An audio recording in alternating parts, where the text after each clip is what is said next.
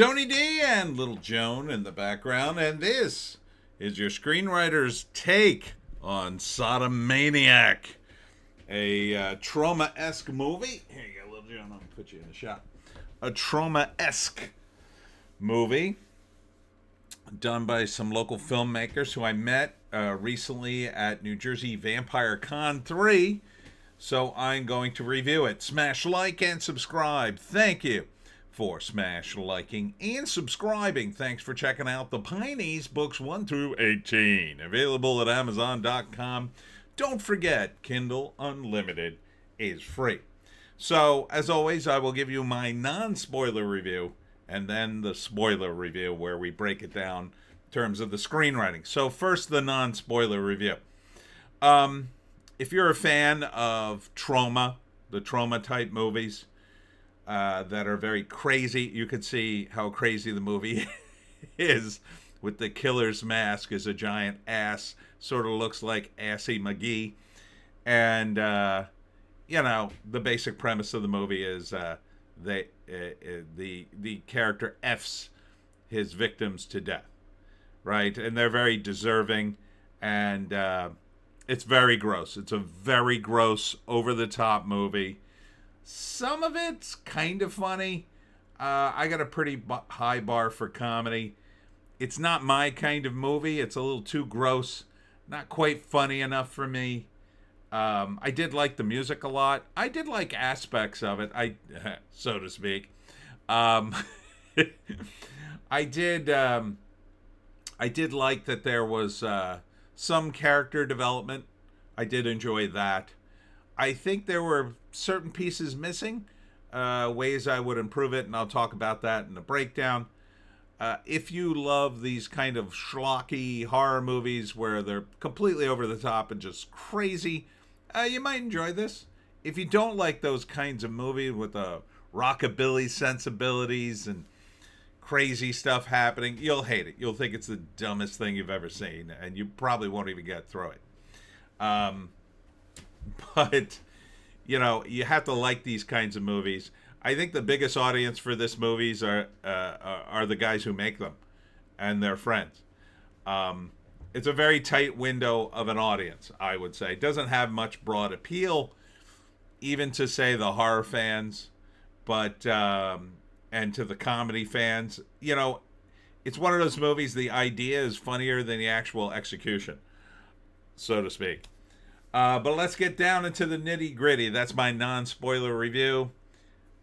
For me, if you like those movies, it's a little different. I can't really give it a number. It's not my kind of movie.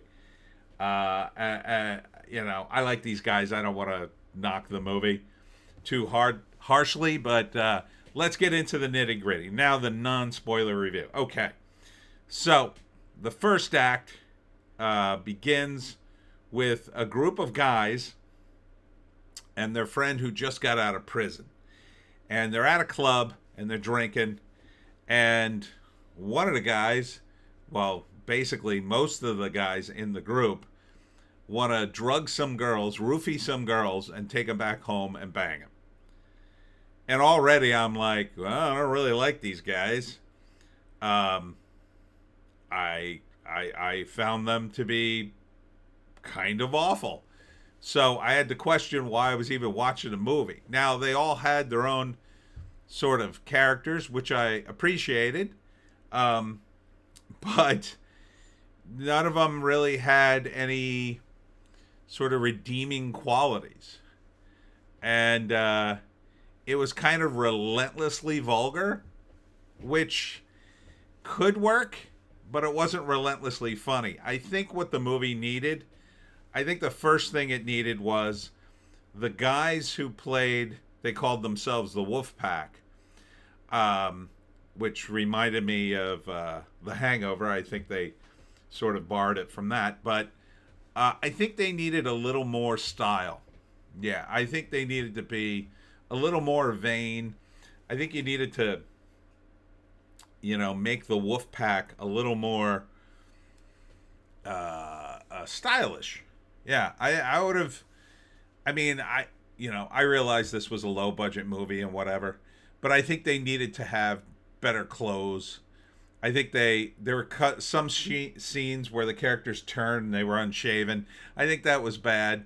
I think they should have been like really well groomed, because these guys, their primary motivation was to go out and get laid. Now, one of the characters who dies, the first victim, Pre-Jack, they call him, he actually had a look to him. He had glasses, and he had sort of like a mohawk that had been done with like hair gel. Like, that guy had a total look to him. The other guys kind of didn't have that look. And that kind of threw me off a little bit, because I would have expected the guy with the strongest look and the most charisma to be the leader of the group.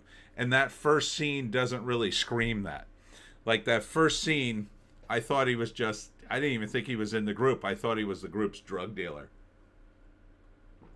So, and that's a problem too in terms of the casting, because you need guys with different looks.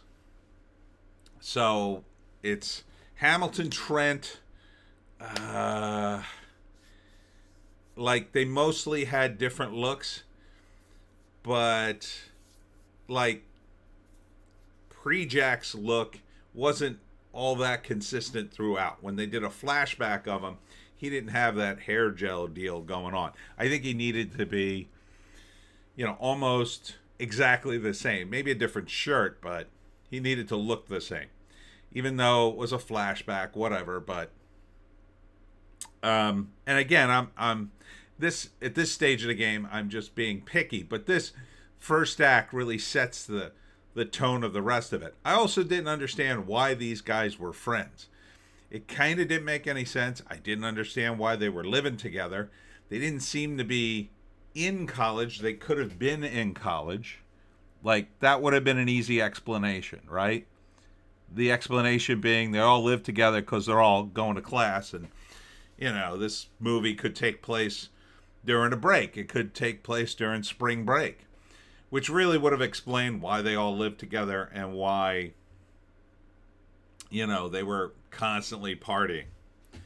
So Pre-Jack gets brutally murdered by the Sodomaniac.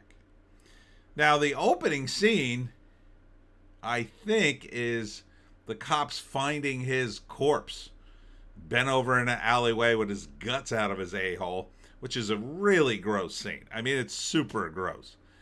I didn't quite understand why they started with that scene. Like, it just seemed to, I don't know, just be a scene apart from the rest of the movie. It tied into it, but it seemed kind of unnecessary. But anyway, so Pre-Jack dies, and it cuts to the guys at the house the next day planning their next party. And somebody gets a bouquet of flowers, and it's for Trent, and it comes with a little limerick, and he's going to be the next victim, basically. And this is the part I liked. Then it's revealed Pre-Jack got some flowers too, with a similar note, and these guys are starting to put it together, and I'm like, oh, okay. Yeah, but then suddenly, a guy shows up and tells them specifically, yeah, Pre-Jack is dead. He was brutally murdered outside the club. And they don't seem to react like guys who care about their friend at all. Like, I understood, like, they were all supposed to be terrible people. And there's one guy who says, oh, no, our friend's dead. Shouldn't we go investigate that? But when you hear the ending of this movie, that's the bald guy. He was the virgin, and the guy who, who's supposedly the good guy in this. When you hear what his deal is at the end, it kind of didn't make sense for him to push the guys to go find out what happened to Pre-Jack. It kind of doesn't make any sense. In fact, it would have made sense to do the opposite, to kind of just say, listen, let's... And it didn't really make sense that the guys in the house just kept pushing the party and really ignored that their friend had been brutally murdered. Just didn't make sense at all. I mean, the logic was these guys are so hot to get laid again. And keep in mind, they had just gotten laid the night before. They had just roofied a bunch of girls, had sex with them, and then cut them loose. And then now they're going to have another party that night and do it all again. And this guy who gives them the information is a nerd, and they have to reluctantly let him come to the party so he doesn't tell anybody about the murder, because they don't want the murder to be known, so the party doesn't get, canceled. I think going back to they're all in college would have made sense, even though I don't know, some of them look like they could have been at college. I mean, you could be pretty much any age in college. I would say you should have went with the college thing, because then it could have made sense. Then it could have more sense, I'll say. It could have been like, well, we can't tell anybody. Does anybody on campus know? You could have said something like that. Like, no, nobody on campus knows next. And then it kind of would have made a little more sense. But, the only way I could see this, it would have needed another element. Like, no, we have to have this party because of, spring break is over. If we don't have the party tonight, then that's it. We're done for the year. Or this is the last party of the year. This is the last weekend we'll be in school. We're all leaving. We're all graduating in a couple of weeks. Something like that. There had to be more importance on why they were having this party other than they were getting laid, because they literally just got laid. And according to the movie, they had their way with those girls and drugged them, which is really bad. The movie portrays that as, this happens all the time. That seems really awful. Really awful. And I realize it is awful in real life, and maybe the movie's trying to show that, but the movie's also insanely ridiculous. So I don't know if you even needed the drugs, if you even needed to go there. For their regular, drinking and taking girls home, right? It could have just been that they normally drink with girls and take them home, because that is a thing that happens too. But these guys were super into drugging girls, so it was a little tough to get through the movie, because I kind of didn't care about anybody in the movie, really.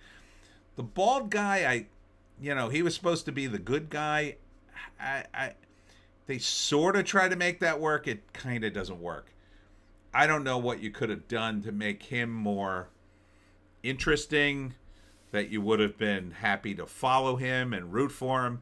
There was kind of nobody to root for in this movie. And then when you get to the ending, you kind of realize, oh yeah, I shouldn't have root for that guy anyway. So then Hamilton, the leader, who now is being pushed as the leader harder. He wasn't presented as the leader, but now the movie kind of pushes him harder. That may be a result of the way they shot it. They shot it out of order, and they hadn't really figured out that Hamilton was the leader yet, so they shot those earlier scenes with him. But really, Hamilton should have been in charge in the first scene to establish that, because then it felt like later we were catching up. But so Hamilton assigns everybody. One guy gets the snacks, one guy gets the booze, one guy gets the drugs. And again, they try to do this comedy thing with the liquor, where they nickname all the liquor different things. And it's kind of over the top, really vulgar, not particularly funny to me. But that's just me. The way they renamed the liquor felt a little too much like the drugging and assaulting of women. If it was too much, I couldn't laugh at those jokes, because it was just I felt dirty even watching the movie at parts. So it was a little too over the top, and I get it. These guys are bad people, but you didn't have to make them that bad. I wanted these guys dead before the movie got 10 minutes in. I was like, oh man, I hope all these guys die in a car wreck. They're awful. Um, so it was a little too much. I think you pushed the aspect of these guys being terrible too fast, too hard. I think you could have wound into it a little more. Like, for instance, maybe Hamilton was drugging all the girls, but he didn't even tell the other guys. The other guys thought maybe that just was their game and the girls were just drinking too much. Like, he could have just kept that to himself. Not to mention, it's highly, highly illegal. You can go to prison for that. Anywho, the next victim is Trent. Trent's going to pick up the drugs, and so the Sodomaniac kills his drug dealer friend, obliterates his butthole, but leaves him alive, but then he uses the drug dealer's gun to self-delete. Again, not, well, I mean, the graphic scene of him being, F to death is pretty graphic. It's just so gross. Sometimes they did it with shadow, which wasn't too bad, but still felt a little weird to even watch. It's just too much butt stuff for me. But, the way he went out, like that second murder could have been explained away, right? It could have been explained that, I don't know, him and the drug dealer had a fight and one killed the other and the other self-deleted. Maybe. Like, you could see the cops maybe glossing over that because it was a drug deal gone wrong. But again, these guys, they're not tight enough to check up on each other, but yet they're tight enough to trust each other in these incredibly risky behaviors that would get them put in prison. Like, criminals commit crimes, but they also commit crimes with people they kind of trust. They have a bit of a trust situation. Now, if these guys are all grown up together, that could have explained it. But the bald guy was clearly, you find out later, an add-on because of the events in the story. So the ending of it gets really weird. But anyhow, the next scene, they're planning a party, and now they're finally talking about, are we being murdered one by one? And for some reason, Hamilton just pushes the party and actually gets to the point of threatening people. And there's a scene where he pulls out a samurai sword. He's also wearing like a facial, which was in character. Like, at that point, I was like, oh, great. He kind of needs a facial. His face is messed up, and there's no damn makeup in this movie. And then later at the party, he does look better groomed. But I think he needed to look that way consistently throughout the movie, and he kind of didn't. I kind of immediately noted that. I'm like, he really should have shaved for this scene. But again, it's low budget. I mean, what are you going to do? So he goes to the point where he threatens guys with a samurai sword over trying to back out of the party. And so the bald guy jumps into the arms of one of the other guys like, oh my God, oh, I'm scared. Like, it's supposed to be a funny moment, but it just comes off as weird because, I don't know, it doesn't cut right. It's kind of not funny. It's a different moment. Like, you're trying to empathize with the bald guy who's genuinely saying, hey, I think something's going on. And then he's finally convincing the other guy whose arms he jumped into for the scene. And he's sort of on board. But for some reason, Hamilton's like crazy to have a party. I don't know why. Like, it kind of didn't make any sense. It was at that point the movie needed something else. I don't know what. You could have gone down maybe a different path, I guess. You could have argued the point like, no, he wasn't effed to death by some crazy guy. According to the cops, it was a drug deal gone wrong. And like, maybe if they didn't have all the information, it could have been like, oh, okay. Or there's a moment in which someone calls Trent, and the bald guy says, well, if Trent answers, I'll agree to drop this and, get with the party. And at first I thought, and the black guy makes the call, and at first I thought he was just going to lie to him. And he he says, "Oh, see, he answered." But then the Sodomaniac gets on and threatens him. It would have been better if the guy just lied to him, and then the bald guy got on board. And then later it's revealed who the bald guy really is, and it's just like, oh, okay, that's why he signed on for such a flimsy excuse. So the acting is not bad. It's better than Trauma. Better than Trauma acting. Could always be a little better. The best actor in the movie's probably a character named Hunter, who's like the nerd guy they're just picking on through the whole movie. He's actually pretty good. I believed him as a nerd. He was consistent, didn't try to take over any scenes, really.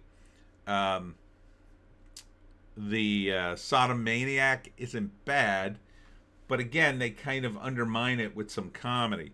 The comedy in this one tends to undermine the horror because this is genuinely disturbing parts of it to watch. I mean, I didn't find the murder scenes funny at all. I just thought, that's gross, man. I don't want to see this. But then they have the party. So the big party happens. Again, unclear why they were so into the party. And it's unclear how big the house was, but I think that was on purpose because I genuinely don't think the house was very big. But the movie makes it feel like, oh, there are like 10 rooms in this place. Again, the campus situation probably would have helped it because you can understand why college kids throw giant wild parties in a house, or that it was a frat. I mean, it could have been a frat. Anyhow, the Sodomaniac starts killing people one by one in the house during the party and doesn't seem to get caught and seems to have plenty of places to hide, even though the Sodomaniac is wearing that ridiculous Assy McGee mask. So it's just a little nuts.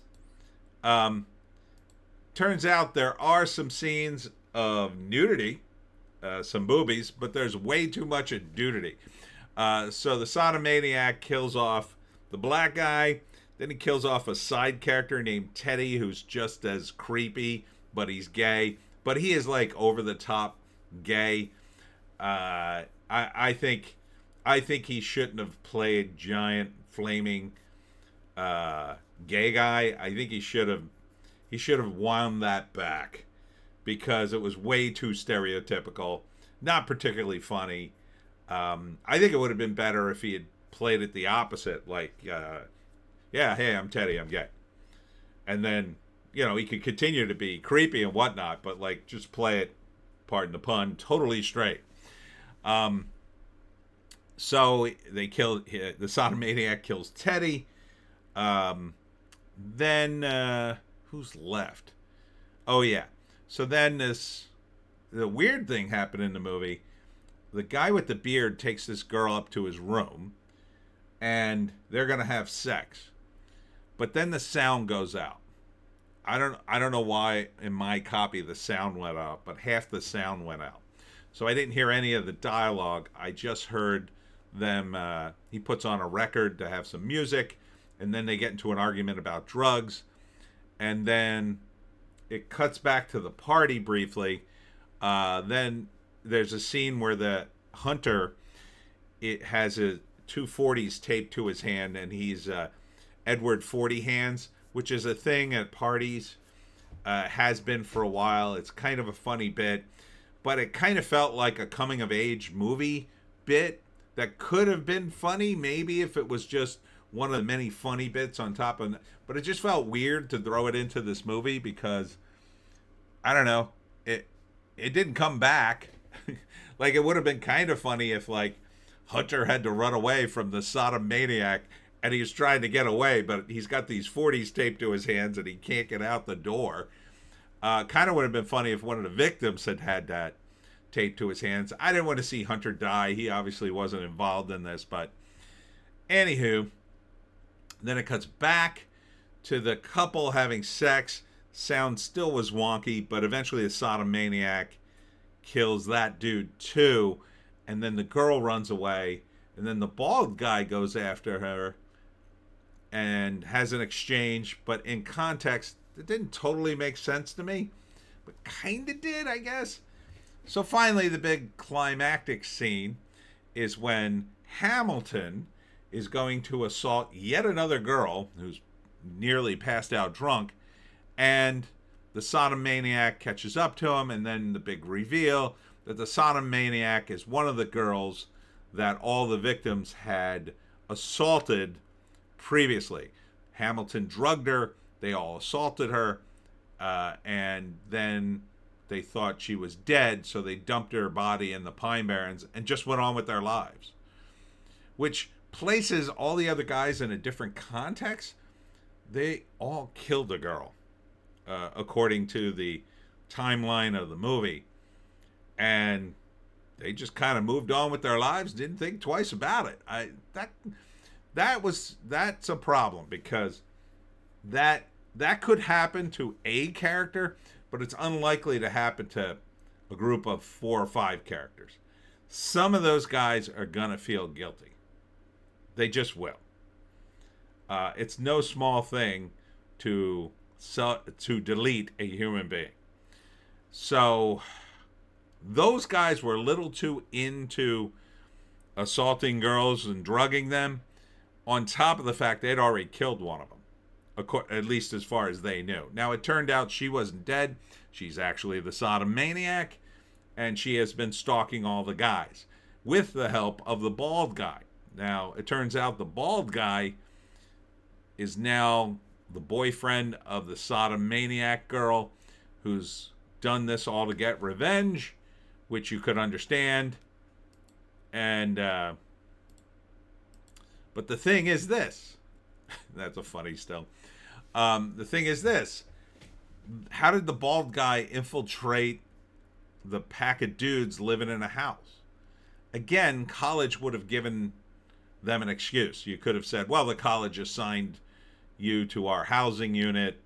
If it was a housing unit, if they were in a frat, he could have just joined the frat. It needed that little extra detail, I think, to kind of sell it. I kind of didn't believe that this bald guy who, if the explanation was they all knew each other from school or childhood, then maybe you could have sold it. Like the bald guy somehow met up with the girl and saved her, and they became boyfriend, girlfriend, and hatched this plan to get revenge. I don't know. It seemed a weird reveal. And then the really weird part about it is the movie stops right before the, pardon the pun, climax, where Hamilton's going to be killed. And in a huge, long flashback shows you the whole wind-up of how the girl was assaulted, eventually creates the tools to become the Sodomaniac, and then sets up all the guys, including a shot of her observing a motel where Trent, the guy who met the drug dealer, meets the drug dealer at a motel. And it's her in a parking lot with binoculars, but she's got the ass mask resting on her head like, yeah, that's normal. No one else in the parking lot would have seen this woman with a bizarre costume and an ass mask on top of her head. Yeah, that just felt like, okay, you're trying to be funny, but you got to make up your mind, I think. If you're going to make this movie funny and over the top, then you might as well put the FBI and the CIA in it, and like, law enforcement guys trying to chase the Sodomaniac down. You might as well have put the President of the United States in it, aliens. Like, go for the gusto at that point, because you might as well, because comedy is about being over the top. The only thing over the top about this movie were the brutally gross, death scenes. And those were more like, ugh, not like, ha ha ha ha ha. Like, yeah, if you want to do the fountain of blood thing, that's gross, but so over the top, it's kind of not gross. Like when you see literally a fountain of blood, and they kind of do that at the end, it's almost funny, it's so ridiculous. But they only did that at the end. They didn't do it in the beginning with the first couple of murders. Mostly the movie's gross. And I felt gross watching it. And then there's a scene where the bald guy and the Sodomaniac, who's abandoned the mask now, walk out during the party covered in blood because they've just killed Hamilton. And they walk out like, nobody's going to bother them. It seems like eventually the law would catch up to them. I mean, maybe if you had a scene of them getting on a motorcycle and taking off at the end, that could have been. I mean, at that point, you might as well have done that. But overall, the movie sort of grinds to a halt in the third act, and that kind of hurt it. But, they're trying to have fun. I appreciated the attempt at entertainment. I did really like the music. I did like the characterization. To some extent, each character had his own personality. I just felt like they weren't redeemable enough for me to even bother watching the whole movie. If I didn't, sort of promise myself, I'm going to watch this and review it, I probably wouldn't. I at one point almost turned it off. So I think it needs, if I had written the script, I would have either pushed the comedy a little harder and then maybe made the victims ridiculously evil. Not, and, when I say evil, I don't mean like grounded in reality evil. I mean, like, I would have made Trent, if he was going to be the drug guy, I would have him like dealing drugs to little kids. I would have had him, stealing everything in sight. Like, I would have made him so effing evil. And then when he gets, his just desserts, you kind of root for the scumbag to be evil. And then, you could have had that scene mostly play out the same way. Same thing with some of the other guys. I think they either needed to be so over the top evil,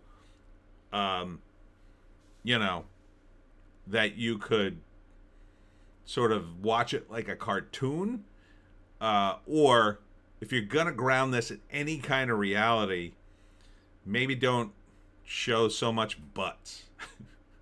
The butt stuff was really gross. I didn't really want to see all those dudes' butts. It was gross. Really gross. But if you like a gross movie, I mean, you could do a lot worse. I'll say that. I've seen some trauma stuff that's not half this good. It came out 3 years ago. So, this is a special 2021 edition DVD with all newly created special features. A group of degenerate serial date rapists have the tables turned on them when a masked killer begins to hunt them down one by one and killing them in the most painful, degrading ways possible. Yeah, that way. Yeah, I guess I would have focused more on the bald guy and why he was redeemable, or I would have had one redeemable character in this. I mean, at the end, you realize the bald guy's in on it, so he's kind of not redeemable. Neither is the Sodomaniac. I mean, that's brutal what she did. I mean, she murders a bunch of people. Maybe you needed one character in this that was a friend to the bald guy who turns out to be not involved at all, and he is spared and can't believe that the bald guy's in on it, and that could have been the guy you followed. Maybe he gets he makes a guess for the Sodomaniac and it turns out to be wrong, and then at the end he sees that it's a bald guy and his crazy girlfriend who's been terribly traumatized, and they leave, and then that's the end of the movie. So I needed somebody to root for. And you always need someone to root for in a movie. And I kind of couldn't get on board with any of these characters early on. Yeah. Crazy what's made in independent filmmaking. This is raw and extreme. Sodomaniac. I have no idea where you can get a copy of this, but I just assume it's streaming somewhere. Payback is a huge pain in the A. And that's it for me, Tony D. And Little Joan. Check us out on the green site, the orange site, and the black site for more videos. Check me out at 7 for the live stream just in a few hours where we do it live and talk about Hollywood and how that's going to hell. Hey, this is more entertaining than Wicked, I'm guessing. Anyhow, we'll see you at 7 on the live stream.